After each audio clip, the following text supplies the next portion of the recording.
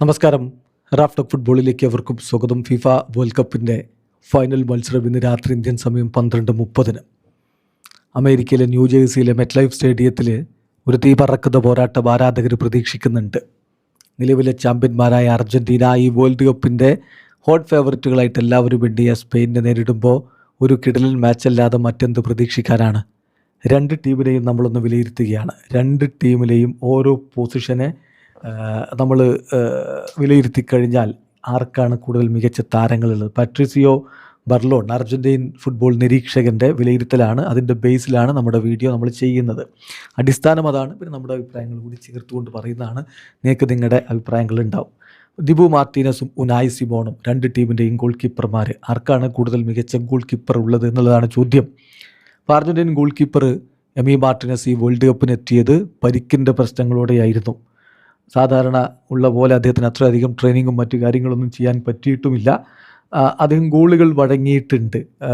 പക്ഷേ അർജൻറ്റീന വഴങ്ങിയ ഗോളുകൾക്ക് അദ്ദേഹത്തെ കുറ്റപ്പെടുത്താനും പറ്റില്ല എന്നുള്ളതാണ് യാഥാർത്ഥ്യം. ഒരു പക്ഷേ എന്തെങ്കിലും കുറ്റപ്പെടുത്തൽ അല്ലെങ്കിൽ അദ്ദേഹത്തിൻ്റെ ഒന്നുകൂടി മെച്ചപ്പെടുത്താമായിരുന്നു എന്ന് പറയാവുന്നത് കേപ്പ് വെർദക്കെതിരെയുള്ള ഒരു ഗോളും സ്വിറ്റ്സർലൻഡിനെതിരെയുള്ള ഒരു ഗോളുമാണ്. പക്ഷേ അദ്ദേഹം നമ്മളെ പലപ്പോഴും കിടിലൻ സേവുകൾ കൊണ്ട് അത്ഭുതപ്പെടുത്തിയിട്ടുള്ളത് കൊണ്ട് അദ്ദേഹത്തിൻ്റെ മികവ് ഒരല്പം താഴ്ന്നു പോയിട്ടില്ലേ എന്ന ചിന്ത ആരാധകർക്കുണ്ടാവുക സ്വാഭാവികമാണ്. അതർവൈസ് അദ്ദേഹത്തിൻ്റെ ടൂർണമെൻറ്റ് സോളിഡാണ്. അദ്ദേഹം നല്ല രൂപത്തിൽ ബോൾ സപ്ലൈ ഒക്കെ നടത്തുന്നുമുണ്ട്. അതുപോലെ തന്നെ അദ്ദേഹത്തിൻ്റെ ഏരിയ നല്ല രൂപത്തിൽ അദ്ദേഹം കമാൻഡ് ചെയ്യുന്നുണ്ട്. ഹൈ പ്രഷറിൽ അദ്ദേഹം കൃത്യമായിട്ട് കാര്യങ്ങൾ ഹാൻഡിൽ ചെയ്യുന്നു എന്നും നമുക്ക് പറയാൻ പറ്റും. എന്തായാലും അദ്ദേഹം മോശമല്ലാത്ത രൂപത്തിൽ പെർഫോം ചെയ്തിട്ടുണ്ട്. പക്ഷേ ഉനായ് സിമോണിൻ്റെ കാര്യത്തിൽ അദ്ദേഹത്തെ നമ്മൾ വിലയിരുത്തുക എന്നുള്ളത് അത്ര എളുപ്പമുള്ള കാര്യമല്ല. അദ്ദേഹം അത്രയധികം ഷോട്ടുകളൊന്നും ഫേസ് ചെയ്യേണ്ടി വന്നിട്ടില്ല. കൂടുതൽ ക്ലീൻ ഷീറ്റുകൾ ഈ വേൾഡ് കപ്പിൽ അദ്ദേഹം അച്ചീവ് ചെയ്തിട്ടുമുണ്ട്. അതിൻ്റെ ഒരു കാരണം സ്പെയിൻ്റെ ഡിഫൻസീവ് പെർഫോമൻസ് വളരെ മികച്ചതായിരുന്നു. അതോടൊപ്പം തന്നെ അദ്ദേഹം ബോൾ ഡിസ്ട്രിബ്യൂട്ട് ചെയ്യുന്നതിലും വളരെ മികവ് കാണിച്ചിട്ടുമുണ്ട്. സോ അദ്ദേഹത്തെ സംബന്ധിച്ചിടത്തോളം ഇവിടെ ശ്രദ്ധിക്കേണ്ട ഒരു കാര്യം, അദ്ദേഹത്തിൻ്റെ കാര്യത്തിൽ കൂടുതലായിട്ടുള്ള പരീക്ഷിക്കപ്പെട്ടിട്ടില്ല. അപ്പം ചില ഘട്ടങ്ങളിൽ പലരും അൺനോട്ടീസ് ചെയ്തിട്ടുള്ള ചില കാര്യങ്ങളുണ്ട്. അദ്ദേഹം lack of timing, misjudged ബോളുകൾ, വളരെ പെട്ടെന്ന് ബോളിലേക്ക് അദ്ദേഹം റഷ് ചെയ്യാൻ വേണ്ടി ശ്രമിക്കുന്ന കാര്യം. സോ അത് ഇന്നത്തെ കളിയിൽ വളരെ ഇമ്പോർട്ടൻ്റ് ആവാനുള്ള സാധ്യതയുമുണ്ട്. കാരണം അർജൻറ്റീൻ താരങ്ങൾ ഗോൾ കീപ്പറെ പ്രസ് ചെയ്യും. അത് കഴിഞ്ഞ കളിയിൽ പിക്ഫോർഡിനൊക്കെ അവർ ചെയ്ത് നമ്മൾ കാണുന്നുണ്ടായിരുന്നു. സോ അവിടെ ഒരു ചോദ്യമുണ്ട്. ഇതിൽ ആര് മികച്ചതെന്ന് പറയാൻ ഒരല്പം ബുദ്ധിമുട്ടുള്ളത് ഉനായ് സിമോണിന് അത്രയധികം പരീക്ഷണങ്ങൾ വന്നിട്ടില്ല എന്നുള്ളത് കൊണ്ടാണ്. എന്തായാലും പഴയ മികവില്ലേ എന്നൊരു തോന്നലുണ്ട്. സോ ഇതിൽ മികച്ചത് ആരാന്ന് പറയുക അത്ര എളുപ്പമല്ല. അടുത്ത പൊസിഷൻ റൈറ്റ് വിങ് ബാക്കിൻ്റെതാണ്. Pedro Porro versus Nahuel Molina. Spanish full back super ഫോമിലാണ് കളിച്ചുകൊണ്ടിരിക്കുന്നത്. ഒരു ഗ്രേറ്റ് വേൾഡ് കപ്പാണ്. നോക്കൗട്ട് സ്റ്റേജിൽ മാത്രം അദ്ദേഹം 2 ഗോളുകൾ നേടിയിട്ടുമുണ്ട്. ലൊറൻറ്റയുടെ സ്ഥാനം അദ്ദേഹം പിന്നീട് മാറ്റി സ്വയം ഏറ്റെടുക്കുകയും മികച്ച പ്രകടനം നടത്തുകയും ചെയ്തിട്ടുണ്ട്. ഓസ്ട്രിയക്കെതിരെയും അതുപോലെ ഫ്രാൻസിനെതിരെയുമുള്ള അദ്ദേഹത്തിൻ്റെ ഗോളുകളൊന്നും നോക്കിയാൽ മതി. ടൂർണമെൻറ്റിൽ one of the best full backs എന്ന് വിളിക്കാവുന്ന പ്രകടനമാണ്. മൊളീനയുടേതാണെങ്കിൽ നേരെ തിരിച്ചാണ്. അദ്ദേഹം തീർച്ചയായിട്ടും അറ്റാക്കിൽ സ്പീഡും കാര്യങ്ങളൊക്കെ കൊടുക്കുന്നുണ്ട്. പക്ഷേ ഡിസിസീവായിട്ടുള്ളൊരു അറ്റാക്ക് അദ്ദേഹം ഇതുവരെ നടത്തിയിട്ടില്ല. അതുപോലെ തന്നെ അദ്ദേഹത്തിന് ചില ഡിഫെൻസീവ് ലാപ്സസും സംഭവിച്ചിട്ടുണ്ട്. ഇപ്പോൾ ഗോഡൻ്റെ ഗോള്, എൻഡോയുടെ ഗോള് ഒക്കെ വഴങ്ങിയ സമയത്ത് അദ്ദേഹത്തിൻ്റെ ഭാഗത്തു നിന്നുണ്ടായിട്ടുള്ള ആ ഒരു ഡിഫെൻസീവ് ലാപ്സസ് അർജൻറ്റീനയ്ക്ക് തിരിച്ചടിയായിട്ടുണ്ട്. സംശയം വേണ്ട, ഈ പൊസിഷനിൽ ബെറ്റർ പ്ലെയർ ഉള്ളത് എന്തായാലും സ്പെയിനാണ് എന്ന് തന്നെ പറയാം. ഇനി സെൻറ്റർ ബാക്ക് പ്ലെയേഴ്സ് നോക്കുകയാണെങ്കിൽ Cuti Romero versus Pau Cubarsi. Almost same മാച്ചപ്പാണെന്ന് പറയേണ്ടി വരും. അർജൻറ്റീൻ താരം തീർച്ചയായിട്ടും ചില ഒഫൻസീവ് കോൺട്രിബ്യൂഷൻസ് കൂടി കൊടുത്തിട്ടുണ്ട്. ഗോളൊക്കെ അടിച്ചിട്ടുണ്ട്.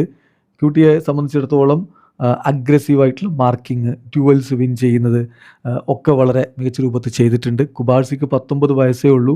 അദ്ദേഹത്തിൻ്റെ ആ ഒരു സ്കില്ല്, സാധാരണ ഒരു യങ് പ്ലെയർ കാണിക്കുന്ന സ്കില്ലിനേക്കാൾ മികച്ച രൂപത്തിൽ അദ്ദേഹം ഡിഫൻസിലെ സ്കില്ല് പുറത്തെടുത്തിട്ടുണ്ട്. സോ നല്ല രൂപത്തിൽ തന്നെ അദ്ദേഹം കാര്യങ്ങൾ ചെയ്യുന്നുണ്ട്. ഇവർ രണ്ടുപേരും ഒപ്പത്തിനൊപ്പം എന്നാണ് നമുക്കിപ്പോൾ പറയാൻ പറ്റുക. ലിസാൻഡ്രോ മാർട്ടിനസ് ആൻഡ് ഐമറിക് ലാപ്പോർട്ട് മറ്റ് 2 സെൻറ്റർ ബാക്കുമാർ. ലാപ്പോർട്ട് വളരെ സോളിഡാണ്, വളരെ ക്ലിയറാണ് ഓൺ ദി ബോളിൽ. എപ്പോഴും അദ്ദേഹം ബോൾ റോഡ്രിയിലേക്ക് എത്തിക്കുന്നതിൽ അദ്ദേഹം മികവ് കാണിക്കുന്നുമുണ്ട്. അതുപോലെ തന്നെ എതിരാളികളുടെ ആ ഒരു ആംഗിൾസ് ക്ലോസ് ഡൗൺ ചെയ്യുന്നതിലും ഓപ്പണറിനെ ഓഫ് സൈഡിൽ കുരിക്കുന്നതിലൊക്കെ അദ്ദേഹം മികവ് കാണിച്ചിട്ടുണ്ട്. സോ വളരെ മികച്ച രൂപത്തിലാണ് ആ കാര്യങ്ങളൊക്കെ അദ്ദേഹം ഹാൻഡിൽ ചെയ്തിട്ടുള്ളത്. ഈ വേൾഡ് കപ്പിലെ ബെസ്റ്റ് ഡിഫൻസിൻ്റെ ഭാഗമാണ് അദ്ദേഹം. അദ്ദേഹത്തിൻ്റെ മികവ് കൊണ്ടുകൂടിയാണ് ഉനായ് സിമോൺ അധികം പരീക്ഷിക്കപ്പെടാതിരുന്നത്.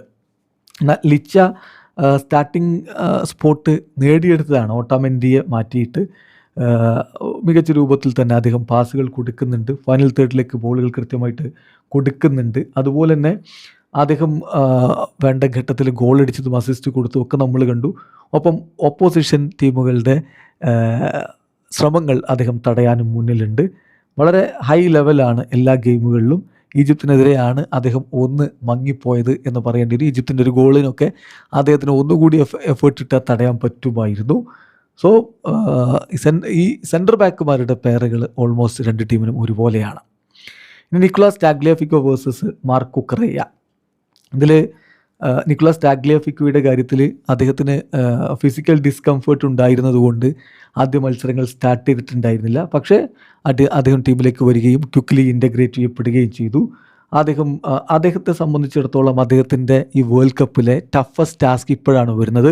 ലമീൻ യമാലിനെ എങ്ങനെ തടയും? അത് ഏറെ ഡിഫിക്കൽട്ടായിട്ടുള്ള ഒരു ചോദ്യമാണ്. ആ ചലഞ്ച്, ഇത്തരം ചലഞ്ചുകൾ ഇഷ്ടപ്പെടുന്ന ആളാണ് ടാഗ്ലിയാഫിക്കോ എന്നുള്ളതാണ് അവിടെ പോസിറ്റീവ്. അതേസമയം കുക്കറയ്യ വളരെ മികച്ച രൂപത്തിലാണ് ഈ വേൾഡ് കപ്പിൽ ഇതുവരെ കാര്യങ്ങൾ ചെയ്തിട്ടുണ്ട്. വളരെ ഫിയേഴ്സ്ലി അദ്ദേഹം എതിരാളികൾ മാർക്ക് ചെയ്യാറുണ്ട്. 2 അസിസ്റ്റുകൾ അദ്ദേഹം കോൺട്രിബ്യൂട്ട് ചെയ്തിട്ടുണ്ട്. ടാക്റ്റിക്കലി അദ്ദേഹം വളരെ എഫിഷ്യൻ്റ് ആണ്. എപ്പോഴും ഗുഡ് ഡിസിഷൻസ് എടുക്കുന്ന ആളാണ്. ഓവറോൾ തീർച്ചയായിട്ടും ഈ ഒരു പൊസിഷനിൽ കുറച്ചുകൂടി അഡ്വാൻറ്റേജ് സ്പെയിനാണ് എന്ന് പറയേണ്ടി വരും. അടുത്ത ലിയാൻഡ്രോ പെരേഡസ് റോഡ്രി കമ്പാരിസനാണ്. അപ്പോൾ ഇതിൽ തീർച്ചയായിട്ടും പെർ ഗെയിം 100 പാസുകൾ എന്ന രൂപത്തിലേക്കൊക്കെ പോകാൻ കപ്പാസിറ്റിയുള്ള ആളാണ് പെരേഡസ് ഈ ഫൈനൽ മത്സരത്തിന് 100% ഫിറ്റാണെന്നുള്ള ചോദ്യമുണ്ട്. റോഡ്രി എന്ന് പറഞ്ഞാൽ അദ്ദേഹത്തിൻ്റെ കാറ്റഗറിയിൽ, മിഡ്ഫീൽഡ് കാറ്റഗറിയിൽ എപ്പോഴും ടോപ്പിൽ നിൽക്കുന്ന ആളാണ്. തീർച്ചയായിട്ടും ഇവിടെ നമ്മൾ ശ്രദ്ധിക്കേണ്ട ഒരു കാര്യം, റോഡ്രി ആ ടീമിൻ്റെ മത്സരത്തിൻ്റെ ടെമ്പോ തന്നെ നിയന്ത്രിക്കുന്ന ഒരാളാണ്. ആ സമയം വളരെ കൃത്യമായിട്ട് ഒരു റോള് പെരേഡസിന് കോച്ച് കൊടുത്തിട്ടുണ്ട്. അത് അദ്ദേഹം ഭംഗിയാക്കി ചെയ്യുന്നു. ആദ്യ മത്സരങ്ങൾ അദ്ദേഹം സ്റ്റാർട്ട് ചെയ്തിട്ടുണ്ടായിരുന്നില്ല പരിക്കിൻ്റെ പ്രശ്നങ്ങൾ കൊണ്ട് എന്ന കാര്യം നോക്കുക. സോ ഈ 2 താരങ്ങൾ നോക്കുമ്പോൾ റോഡ്രിയാണ് സ്റ്റാൻഡ് ഔട്ട് ചെയ്യുന്നതിന് കാര്യത്തിൽ സംശയമില്ല. അടുത്ത Enzo Fernandez versus Fabian Ruiz എന്നുള്ളതാണ്. ഇവിടെ നോക്കേണ്ട കാര്യം, എൻസോ ഫെർണാണ്ടസ് അത്ര ഒരു മികവിൽ പല മത്സരങ്ങളിലും തുടക്കത്തിൽ കളിച്ചിട്ടില്ല. പക്ഷേ അദ്ദേഹം ഇപ്പോൾ വളരെ ക്രൂഷ്യലായിട്ടുള്ള ഗെയിമുകളിലേക്ക് വരുമ്പോൾ തൻ്റെ മികവ് തിരികെ പിടിച്ചിട്ടുണ്ട്. ഈജിപ്തിനെതിരെയും ഇംഗ്ലണ്ടിനെതിരെയും ഒക്കെ അദ്ദേഹത്തിൻ്റെ ഗോളുകൾ വന്നു. ഫാബിയനും ഈ പറഞ്ഞ പോലെ തന്നെ പെഡ്രിയുടെ ഒരു പുവർ പെർഫോമൻസ് പോർച്ചുഗലിനെതിരെ വന്നപ്പോൾ അദ്ദേഹം സ്ഥാനം ഏറ്റെടുത്ത് വന്നതാണ്. നല്ല രൂപത്തിൽ തന്നെ അദ്ദേഹം കാര്യങ്ങൾ ഹാൻഡിൽ ചെയ്യുന്നുണ്ട്. വളരെ മികച്ച രൂപത്തിൽ ബോൾ കൺട്രോൾ ചെയ്യുന്നുണ്ട്. നല്ല പാസിങ് എബിലിറ്റി ഉണ്ട്. സോ ഇതിൽ തീർച്ചയായിട്ടും ഒപ്പത്തിനൊപ്പം എന്നേ നമുക്ക് പറയാൻ പറ്റൂ. Alexis Mac Allister versus Dani Olmo. Alexis Mac Allister അത്ര മികച്ചൊരു പ്രകടനമല്ല വേൾഡ് കപ്പിൻ്റെ തുടക്കത്തിൽ നടത്തിയിരുന്നത്. ഒരുപക്ഷെ അദ്ദേഹത്തിൻ്റെ നാച്ചുറൽ പൊസിഷൻ ഇല്ലാത്തതുകൊണ്ടായിരിക്കണം. പക്ഷേ ഈജിപ്തിനെതിരെയുള്ള കളി മുതൽ അദ്ദേഹം നല്ല രൂപത്തിൽ ഇമ്പ്രൂവ് ആയിട്ടുണ്ട്. ബോക്സിലേക്ക് അദ്ദേഹം കടന്നു വരുന്നു. സ്വിറ്റ്സർലൻഡിനെതിരെ അദ്ദേഹം ഗോളടിച്ചു. ക്ലിയർ ചാൻസുകൾ ഇംഗ്ലണ്ടിനെതിരെ അദ്ദേഹം ക്രിയേറ്റ് ചെയ്യുന്നു. അദ്ദേഹത്തിൻ്റെ അറ്റാക്കിംഗ് എഡ്ജ് മിഡ്ഫീൽഡർ എന്ന രൂപത്തിൽ അദ്ദേഹം തിരികെ പിടിച്ചിട്ടുണ്ട് എന്ന് തന്നെ പറയേണ്ടി വരും. പക്ഷേ ഡാനി ഓൾമോയുടെ ലെവല് കുറച്ചുകൂടി വളരെ ഹൈ ആണ്. അത് ഈ ത്രൂ ഔട്ട് ദി ടൂർണമെൻറ്റിൽ അദ്ദേഹം മെയിൻറ്റെയിൻ ചെയ്ത് പോകുന്നുമുണ്ട്. ഒരു പക്ഷേ ആ പൊസിഷനിലെ വൺ ഓഫ് ദി ബെസ്റ്റ് എന്ന് പറയേണ്ടി വരും. Dropping between the lines, making runs in gaps, positioning himself behind opposing lines, ഇങ്ങനെയുള്ള കാര്യങ്ങളൊക്കെ അദ്ദേഹം വളരെ എക്സലൻ്റ് ആയിട്ട് തന്നെ ഹാൻഡിൽ ചെയ്യുന്നുണ്ട്. സോ സ്പെയിൻ്റെ ഈ വേൾഡ് കപ്പ് എൻ്റയർ കോമ്പറ്റീഷനിലെ ഒരു സ്റ്റാൻഡ് ഔട്ട് പ്ലെയറാണ് ഡാനി ഓൾമോ. സോ അവിടെ ഒരു എഡ്ജ് സ്പെയിനാണ് എന്ന് തന്നെ പറയേണ്ടി വരും. അടുത്താണ് വളരെ ഇൻട്രസ്റ്റിംഗ് ആയിട്ടുള്ള ഒരു comparison, Lionel Messi versus Lamine Yamal. നമ്മൾ എങ്ങനെ ഇവരെ താരതമ്യം ചെയ്യും എന്നുള്ളതാണ്. ഇതിൽ ബിഗ്ഗസ്റ്റ് ഡിഫറൻസ് എന്ന് പറഞ്ഞാൽ മെസ്സി മറ്റൊരു വേൾഡ് കപ്പിലെ ബെസ്റ്റ് പ്ലെയർ പുരസ്കാരത്തിനുള്ള അതേ വഴിയിലൂടെ പോയിക്കൊണ്ടിരിക്കുകയാണ്. 8 ഗോളുകൾ, അതുപോലെ തന്നെ 4 അസിസ്റ്റുകൾ ഒക്കെ അദ്ദേഹം സ്വന്തം പേരിൽ കുറിച്ചിട്ടുണ്ട്. ഒരു പക്ഷേ ഈ വേൾഡ് കപ്പിലെ മോസ്റ്റ് ഡിസിസീവ് പ്ലെയറാണ് 39ാമത്തെ വയസ്സിലും ലയണൽ മെസ്സി. ലാമിൻ യമാലാണെങ്കിൽ അദ്ദേഹത്തിൻ്റെ ഫസ്റ്റ് വേൾഡ് കപ്പാണ് എക്സ്പീരിയൻസ് ചെയ്തുകൊണ്ടിരിക്കുന്നത്. സ്റ്റഡിലി ഇമ്പ്രൂവ് ചെയ്യുകയാണ് ചെയ്തത്. ആദ്യ കളികളിൽ അദ്ദേഹം സ്റ്റാർട്ട് ചെയ്തിട്ടുണ്ടായിരുന്നില്ല എന്നുള്ള കാര്യം മനസ്സിലാക്കുക. അദ്ദേഹം ബാഴ്സലോണയിൽ കളിക്കുന്ന അതേ മികവ് ഇവിടെ ഉണ്ടോ എന്ന കാര്യം സംശയമുണ്ട്. കാരണം ഗോളും അസിസ്റ്റും ഒക്കെ കുറവാണ്. എന്നാൽ പോലും മോശമല്ലാത്ത പെർഫോമൻസ് നടത്തുന്നുണ്ട്. ഇതിലാരാണ് ബെറ്റർ എന്ന് ചോദിക്കേണ്ട കാര്യമില്ലല്ലോ. Then Julian Alvarez versus Michael Oyarzabal. Spanish ദേശീയ ടീമിൻ്റെ സ്ട്രൈക്കർ എന്ന രൂപത്തിലേക്ക് അദ്ദേഹം വരികയും 5 ഗോളുകൾ നേടുകയും ചെയ്തിട്ടുണ്ട്. വളരെ സ്ട്രോങ് ആയിട്ടുള്ള പെർഫോമൻസ് അദ്ദേഹം നടത്തിയിട്ടുണ്ട്. ഹൂലിയൻ്റെ കാര്യത്തിൽ അദ്ദേഹം അത്ര ഒരു മികവിലല്ല ഈ വേൾഡ് കപ്പിൽ കളിച്ചുകൊണ്ടിരുന്നത്. ലൗട്രോയും ഹൂലിയനും മാറി മാറിയാണ് സ്റ്റാർട്ട് ചെയ്തുകൊണ്ടിരുന്നത്. പക്ഷേ സ്വിറ്റ്സർലൻഡിനെതിരെ ഒരു സ്പെക്ടാക്കുലർ ഗോൾ അദ്ദേഹം നേടുന്നത് നമ്മൾ കണ്ടു. അദ്ദേഹം സ്റ്റഡിലി ഇമ്പ്രൂവ് ചെയ്യുന്നുണ്ട്. ഈ ഒരു പൊസിഷനിൽ ഇപ്പം തീർച്ചയായിട്ടും ഓയർസബാളിനാണ് മുൻതൂക്കം എന്ന് പറയാമെങ്കിലും ഹൂലിയൻ നല്ല രൂപത്തിൽ ഇമ്പ്രൂവ് ആയിട്ടുണ്ട്. ദെൻ റോഡ്രിഗോ ഡി പോൾ അല്ലെങ്കിൽ നിക്കോളാസ് ഗോൺസാലസ് ഒരു പാർശ്വഭാഗത്ത് വരാൻ സാധ്യതയുണ്ട്. അലക്സിസ് ബെയ്ന മറുഭാഗത്തും ഉണ്ടായിരിക്കും. സോ ഇതിൽ അദ്ദേഹം നിക്കോ വില്യംസിൻ്റെ ഇഞ്ചുറിക്ക് ശേഷം അവിടെ വളരെ സെറ്റിൽഡ് ആയിട്ട് തന്നെ കളിക്കുന്ന ഒരാളാണ് അലക്സ് ബെയ്ന. സ്പെയിനിന് തീർച്ചയായിട്ടും വിങ്ങിൽ അദ്ദേഹം കാര്യങ്ങൾ ചെയ്യുന്നു. വേണ്ട ഘട്ടത്തിൽ സെൻട്രലി പോലും ബോൾ റിസീവ് ചെയ്യാനൊക്കെ അദ്ദേഹം റെഡിയുമാണ്. അർജൻറ്റീനയുടെ കാര്യത്തിൽ ഇവിടെ കുറേ കൺഫ്യൂഷൻസ് ഉണ്ട്. നിക്കോ ഗോൺസാലസ് ആണോ, തിയാഗോ അൽമെയ്ഡയാണോ, റോഡ്രിഗോ ഡി ബോളാണോ, മധ്യനിരയിൽ എന്ത് മാറ്റം വരുത്തി, ഇങ്ങനെയുള്ള കൺഫ്യൂഷൻസ് ഉണ്ട്. സോ അവിടെ എന്തായാലും അലക്സ് ബെയ്നക്ക് തന്നെയാണ് ഒരു ആധിപത്യമുള്ളത്. ദെൻ സ്കലോനി വേഴ്സസ് ലൂയിസ് ഡിലാഫ്യൂൻ്റെ ഏതുള്ളതിനെ നമ്മൾ എങ്ങനെയാണ് അനലൈസ് ചെയ്യുക എന്നുള്ളതാണ്. ഡിലാഫ്യൂൻ്റെ സ്കലോനിയുടെ ടീച്ചറാണ്. രണ്ടുപേരും മികച്ച രൂപത്തിൽ കാര്യങ്ങൾ ചെയ്യുന്നുണ്ട്. സബ്സ്റ്റിറ്റ്യൂഷൻസ് അവർ നല്ല രൂപത്തിൽ ഉപയോഗപ്പെടുത്തുന്നുണ്ട്. സോ ഇതിലിപ്പോൾ കിരീടങ്ങളുടെ ഒക്കെ ഒരു അടിസ്ഥാനത്തിൽ നമുക്ക് സ്കലോനിക്ക് എഡ്ജ് കൊടുക്കാം. അപ്പോൾ കട്ടക്കുള്ള 2 ടീമുകൾ എന്ന് പറയേണ്ടി വരും. ചില ഏരിയകളിൽ സ്ലൈറ്റ് എഡ്ജ് സ്പെയിനുണ്ട് എന്ന് മാത്രമേ ഉള്ളൂ. ഇന്നൊരു കിടിലൻ പോരാട്ടം കാണാമെന്ന് തന്നെ കരുതണം. വീഡിയോ സാധിക്കുന്ന ഫുട്ബോൾ ലോകത്തെ കൂടുതൽ വിശേഷങ്ങളുമായി റഫ്ലക്സ് എഴുതാം.